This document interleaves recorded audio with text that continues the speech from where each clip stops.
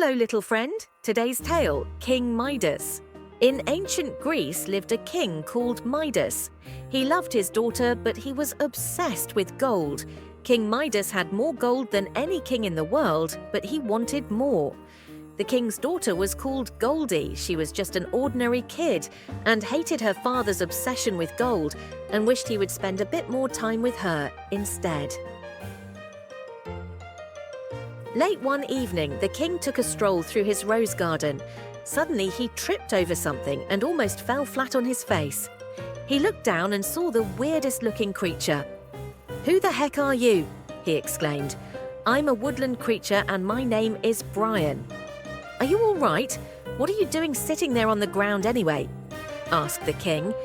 The king took a look at the creature and saw a little man with a long, shaggy beard and what looked like shaggy fur trousers and hooves. You don't look very well," said the king.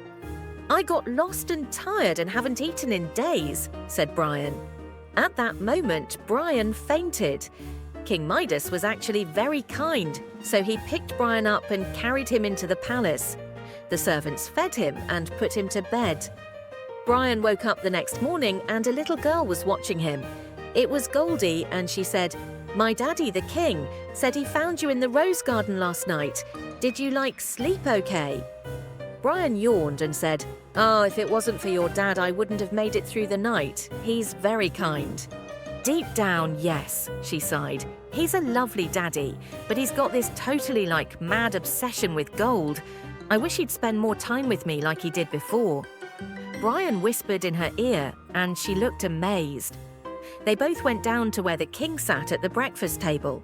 "Ah, hello, Brian. Looking a lot better than last night, I must say. Breakfast?" "Yes, thank you. I am rather peckish." "Don't know what you woodland chaps eat, but I can have some hay brought in." "Toast will be fine," said Brian. "You have been very kind to me. You saved my life, and I have a magic gift I can give in special cases." "Oh, what is it?" asked the king. "A wish," said Brian, "and it will come true. Is there anything in particular that you would wish for? Maybe that everything you touched could turn to gold?" "Yes, then I'd have all the gold I could ever want." "You sure?" asked Brian. The king nodded his head vigorously. Secretly, Brian gave Goldie a huge wink. "Your wish is granted. Now I'd better get home." "Have a carriage to save you the walk, dear chap," said the king. Outside, the king and Goldie waved as the carriage set off. "Have a safe journey," yelled Goldie. "Goodbye, old chap. Come and visit us again," shouted the king.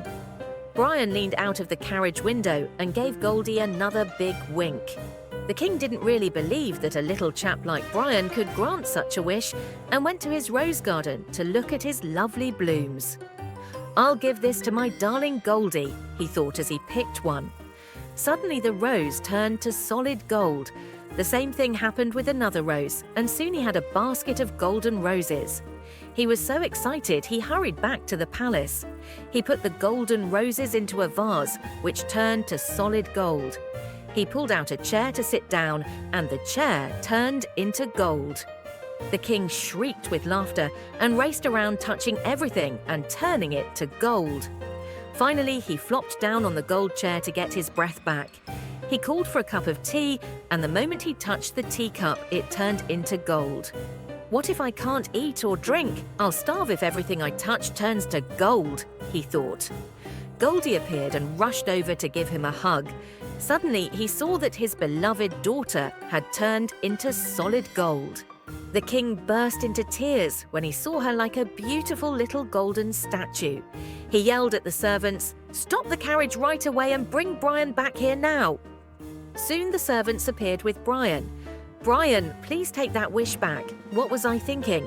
Goldie and not gold is the most precious thing in my world." "Your wish is now unwished," said Brian. Goldie instantly turned from golden statue to little girl once more, and the king picked her up and showered her lovely face with kisses. And all the golden items in the palace returned to their natural state. "Thank you, Brian. I've learnt something important today," said the king. Goldie smiled a cute little smile up at her father, and he smiled back. "Bring the head goldsman," commanded the king. The head goldsman said, "What is it, sire?" "Have all the gold brought to the front of the palace. It is to be given away fairly to every person in the kingdom," cried the king. The celebrations lasted all day when everyone in the kingdom knew they would never have any more money worries. The head goldsman said, "Sire, is there any point in you having a head goldsman?" "Good point," answered the king.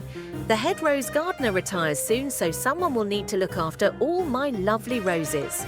From now on, you will be known as the head roseman." Brian gave Goldie a big wink, and with a huge smile on her face, she winked right back. The end. Dear friend, you choose the next tale and write the name of the tale in the message section. I am speaking on your behalf. Your opinion is important to me.